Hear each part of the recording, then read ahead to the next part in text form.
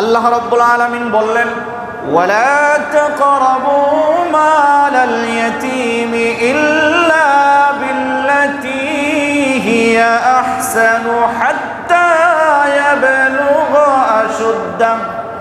রাব্বুল আলামিন বললেন, বান্দারে, এতিমের সম্পদ আত্মসাৎ করা তো হচ্ছে অনেক দূরের কথা, তার সম্পদের ধারে কাছেও তোমরা যেও না, বিদ্যুতের মতো শর্ট করবে। কথা বলেন ঠিক কিনা?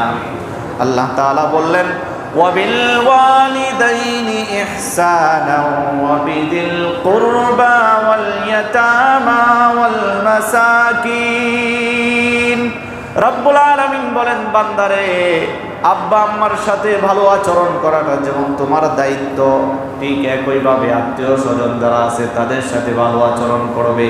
ইয়েতিম যারা আছে, উপকার করতে না পারলেও তাদের জন্য কোনোভাবেই ক্ষতি না হয় সেটা খেয়াল রাখবে। সুবহানাল্লাহ পড়েন। কে বলেছেন? কে বলেছেন? কার কথা? কারো বানানো কথা? একটা কথাও কারো বানানো না, সবগুলা আল্লাহ তাআলা এবং তার রাসূল আমাদের হেদায়েতের জন্য, আমাদের কল্যাণের জন্য, নাজাতের জন্য, পরকালে মুক্তির জন্য আমাদেরকে রাসূলুল্লাহ বললেন, কোনো মানুষকে যদি মানুষ অন্যায়ভাবে হত্যা করে তাহলে এই হত্যার দায়ে তার দুনিয়া আখিরাত বরবাদ হয়ে যাবে। পড়েন নাউজুবিল্লাহ। হত্যার অনেক কোয়ালিটি হতে পারে, যেমন বর্তমান সময়ে জন্ম নিয়ন্ত্রণ আছে না নাই?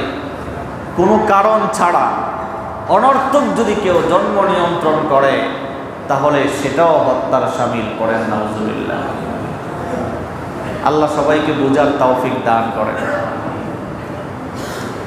আল্লাহ রাব্বুল আলামিন বলছেন, মিন আজলি যালিক কাতাবনা আলা বানি ইসরাঈলা আন্নাহু মান কাতালা নাফসান বিগাইরি নাফসিন আও ফাসাদিন ফিল আরদি ফাকান্নামা কাতালান নাসা জামিআন। রব্বে কারিম বলেন, বান্দারে, তুমি একজন মানুষকে অন্যায়ভাবে হত্যা করেছো, মানে পৃথিবীর সবাইকে তুমি হত্যা করছো। নাউজুবিল্লাহ পড়েন। আর একজন মানুষকে বাঁচায় রেখেছো বা বাঁচানোর ব্যবস্থা করেছো, তাহলে কেমন যেন পৃথিবীর সব মানুষকে তুমি বাঁচানোর ব্যবস্থা করেছো। সুবহানাল্লাহ। মৃত্যু, জীবন, এটা কার হাতে? এটা কার হাতে? আল্লাহ। তো বলবেন যে হুজুর, আল্লাহর হাতে যদি হয় তাহলে তো আমি কাউকে ইচ্ছা করলে মারতে পারবো না। দুনিয়াটা হচ্ছে দারুল আসবাব। দুনিয়াটা হচ্ছে দারুল আসবাব। একজন মানুষকে আঘাত করার সুযোগ যেমন আল্লাহ তাআলা করে দিয়েছেন, একজন মানুষের উপকার করার সুযোগ আল্লাহ তাআলা করে দিয়েছেন। দুনিয়াটা হচ্ছে মুসলমানের জন্য পরীক্ষা। মুসলমানের জন্য পরীক্ষা। পরীক্ষার হলে ভালো করার সুযোগও আছে, অন্যায় করার সুযোগও আছে। প্রশ্নপত্রের মধ্যে উত্তর লিখলে নাম্বার পাওয়া যাবে, না লিখলে নাম্বার পাওয়া যাবে। তো আল্লাহ তাআলা বলছেন যে একজন মানুষকে অন্যায়ভাবে হত্যা করার সুযোগ ইসলামে নেই। হত্যার উপযুক্ত যদি হয় অবশ্যই তখন ওই মানুষকে হত্যা করাটা সওয়াব হয়। হত্যার উপযুক্ত কেমনে হয়? ইসলামের বিধান হচ্ছে, বিবাহিত পুরুষ বিবাহিত নারী যদি জিনাহ নামক অন্যায় করে তাহলে তার বিধান হচ্ছে তাকে পাথর মেরে পৃথিবী থেকে বিদায় করে দেওয়া। এটা হচ্ছে ইসলামের শাসন ব্যবস্থা। কেউ একজন মানুষ যদি অন্যায়ভাবে আরেকজনকে হত্যা করে তাহলে ইসলামের শাসন ব্যবস্থা হচ্ছে যে অন্যায়ভাবে হত্যা করলো তাকেও হত্যা করা। কিন্তু দেখেন আমাদের দেশে অহরহর হত্যা ঘটনা ঘটতেছে, কিন্তু বিচার হয় না, ঠিক কিনা? ইসলামের এই একটা বিধান যদি বেশি না সারা দেশে জুড়ে যদি একটা দুইটা কার্যকর করা হয়, বাকি খুনি মাস্তানগুলা তারের মতো সোজা হয়ে যাবে না? কিন্তু আমাদের মধ্যে ইসলামী শাসন ব্যবস্থা না থাকার কারণে আমরা চতুর্মুখী বিপদের মধ্যে পড়ে আছি। শান্তি তালাশ করছি কিন্তু শান্তি আমাদের মধ্যে আসছে না। কিয়ামত পর্যন্ত ভুল পথে হেঁটে সুদ খাওয়া শুধু আসে না, পরিমাণে অনেক বেশি, পরিমাণে অনেক বেশি। হাদিসের মধ্যে আসছে সুদী যারা সুদের সাথে সম্পৃক্ত এর ছোট গুনাহ কি জানেন? ছোট গুনাহটা হচ্ছে নিজের মাকে বিবাহ করা। নাউজুবিল্লাহ বলবেন না? এটা হচ্ছে ছোট গুনাহ। আর আরো বড় অন্যায় তো আছে। কেউ যদি সুদের সাথে সম্পৃক্ত হয় তার ঠিকানা হবে জাহান্নাম, সন্দেহ ছাড়া, যদি তাওবা ছাড়া মারা যায়। খুব মারাত্মক কথা। হাদিসের মধ্যে, কোরআনের মধ্যে দুই শ্রেণীর মানুষের সাথে আল্লাহ তাআলা যুদ্ধ ঘোষণা করছেন। কয় শ্রেণীর মানুষের সাথে? দুই শ্রেণীর মানুষের সাথে। যারা ভালো মানুষের সাথে শত্রুতা পোষণ করে, আল্লাহ তাআলার প্রিয় বান্দা যারা, তাদের সাথে শত্রুতা পোষণ করে, আল্লাহ তাআলা হাদিসে কুদসির মধ্যে বলেন, মান আদালি ওয়ালিয়ান ফাকাদ আযানতুহু বিল হারব। যারা আমার প্রিয় বান্দা তাদের সাথে কোনো কারণ ছাড়া অনর্থক শত্রুতা পোষণ করে, আমি আল্লাহ তার সাথে যুদ্ধের ঘোষণা দিলাম। নাউজুবিল্লাহ বলেন। আচ্ছা বলেন, আল্লাহর সাথে কি কেউ যুদ্ধ করে পারবে? কথাটা কিন্তু আমরা যতটা স্বাভাবিক মনে করতেছি এতটা স্বাভাবিক না, এটা মারাত্মক। আল্লাহ তাআলা যদি যুদ্ধের ঘোষণা করে তাহলে আল্লাহ তাআলা আমাকে তার বান্দাদের থেকে অনেক দূরে ঠেলে ফেলে দিলেন, তার কাছের না আমি, এই জন্যই তো আমার সাথে যুদ্ধ ঘোষণা করবে, ঠিক না? দুই নম্বরে আল্লাহ রাব্বুল আলামিন বলছেন, ইয়া আইয়ুহাল্লাযীনা আমানুত্তাকুল্লাহা ওয়া যারু মা বাকিয়া মিনার রিবা ফাইন লাম তাফআলু ফা'যানু বিহারবিন মিনাল্লাহ। আল্লাহ রাব্বুল আলামিন বলছেন, যে মানুষগুলা সুদের সাথে সম্পৃক্ত, আল্লাহ তাআলা বলছেন, ও ঈমানদাররা তোমরা সুদকে পরিহার করো। বান্দারে, যদি তুমি সুদ পরিহার করতে না পারো তাহলে আমি আল্লাহ তোমার সাথে যুদ্ধ ঘোষণা করলাম। করেন নাউজুবিল্লাহ। সুদের সাথে যারা সম্পৃক্ত হবে, সুদ 60টা বড় অন্যায়ের কথা রাসূলুল্লাহ বললেন, এর মধ্যে 3 নম্বরে সুদখোরের কথা বললেন। আল্লাহ রাব্বুল আলামিন বলছেন, বান্দারে আমার দাসত্ব তুমি করবা, আমার কাছে তোমার নামাজ, তোমার দান সদকা, তোমার হজ, তোমার যাকাত, তোমার ইবাদত বন্দেগী কবুল হওয়ার জন্য বান্দার শর্ত হচ্ছে তোমার হালাল বর্জন করা লাগবে।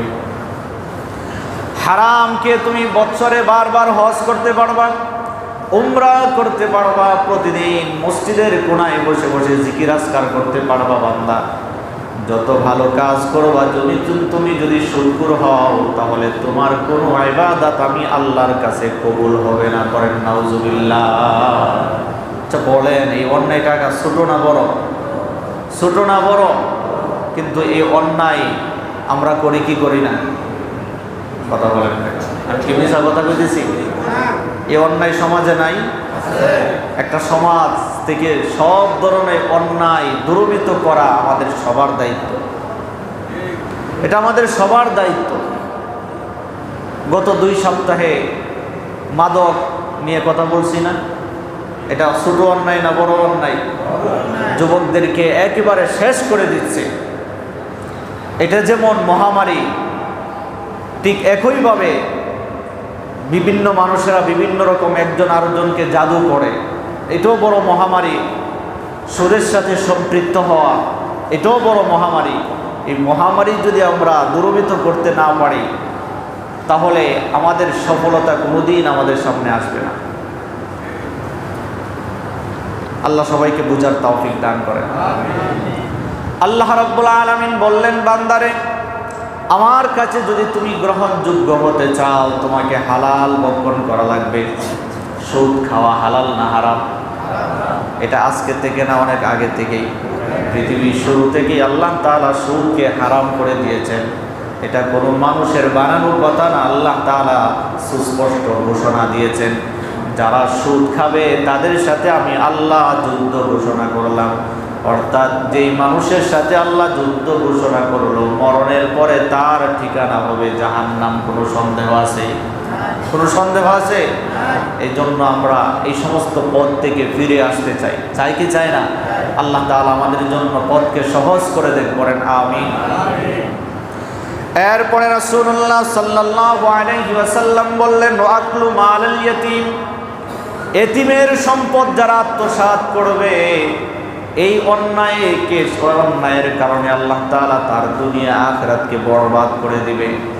দেখা যায় কখনো কখনো আমরা অন্যের সম্পদ আত্মসাৎ করার জন্য বিভিন্ন বাহানা করি কি করি না?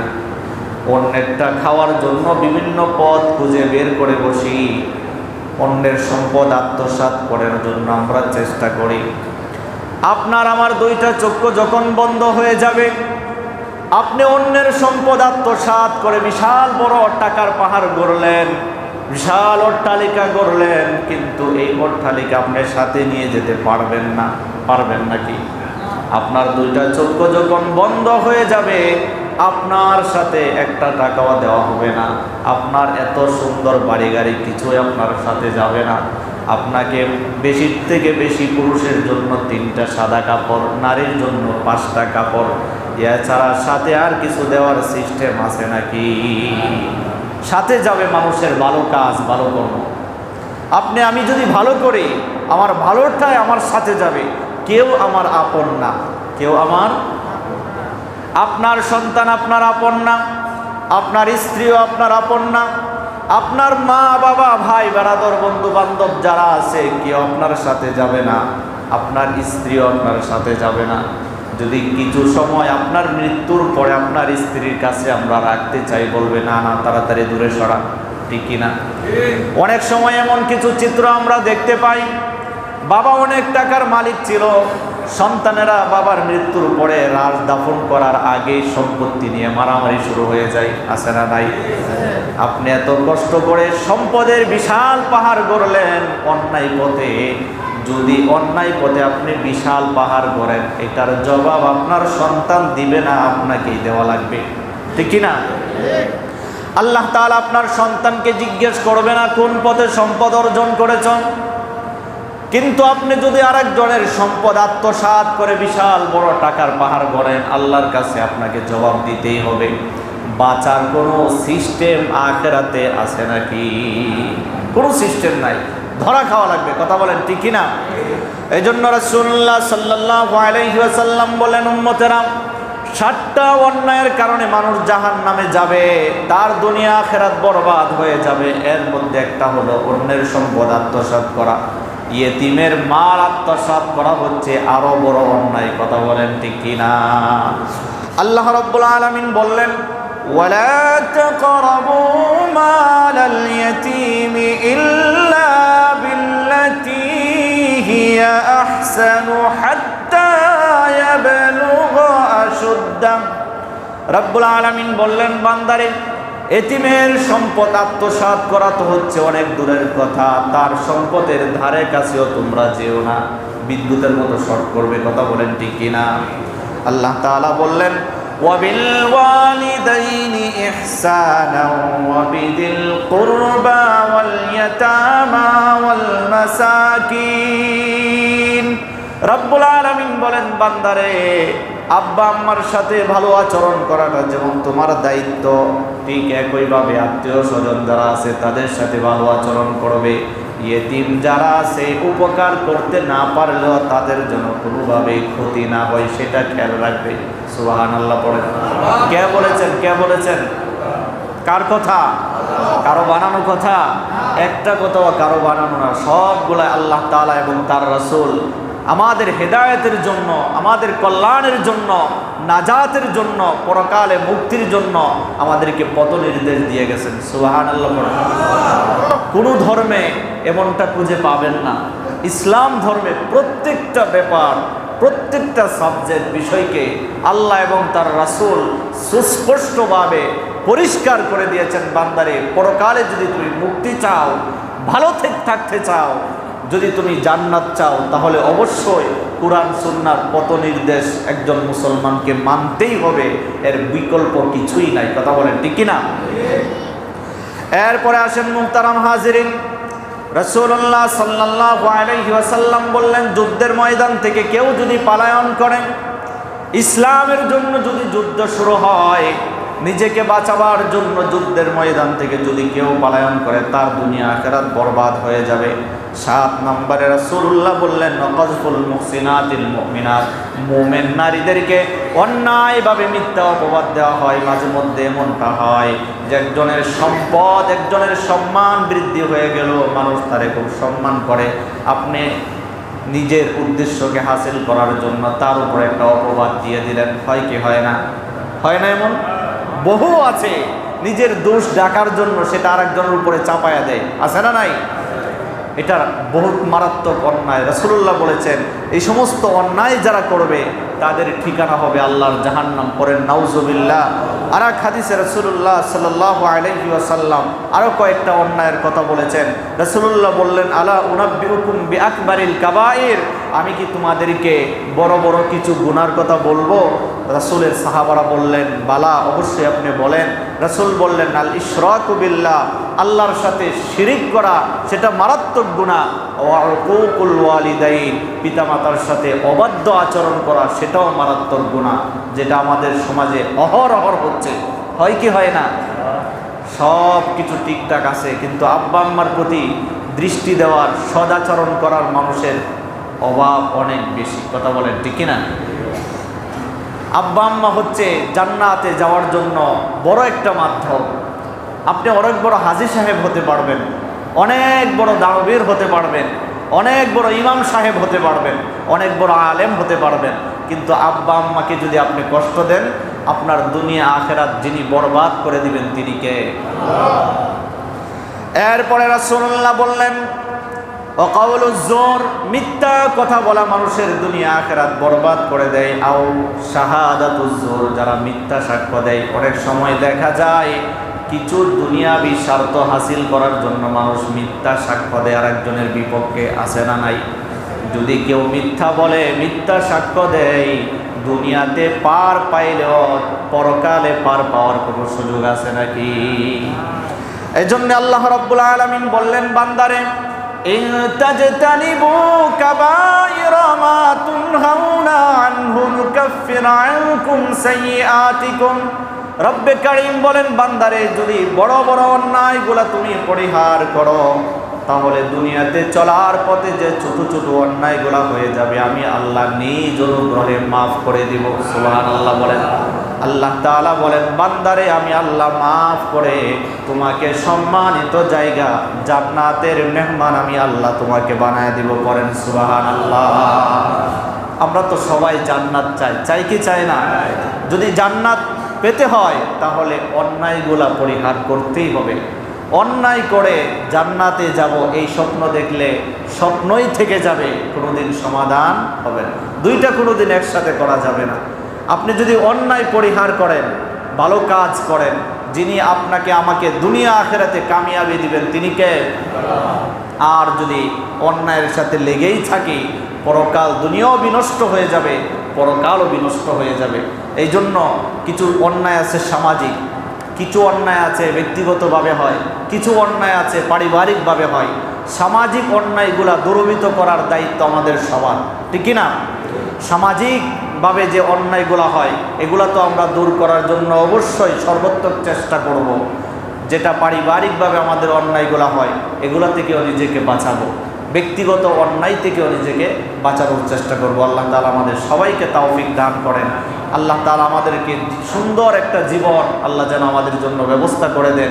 দুনিয়াতে থাকবো খুব বেশি দিন না, কার কখন চলে যেতে হয় কেউ আমরা বলতে পারি না। অল্প দিনের দুনিয়া, শুধু দুনিয়া দুনিয়া করে দুনিয়া আখেরাত আমরা বরবাদ করতে রাজি না। কথা বলেন ঠিক কিনা? অন্যায় যেখানে হবে প্রতিরোধ সেখানে করতে হবে, ঠিক কিনা? আল্লাহ তাআলা আমাদের সবাইকে তৌফিক দান করেন। সবাই বলেন আমিন।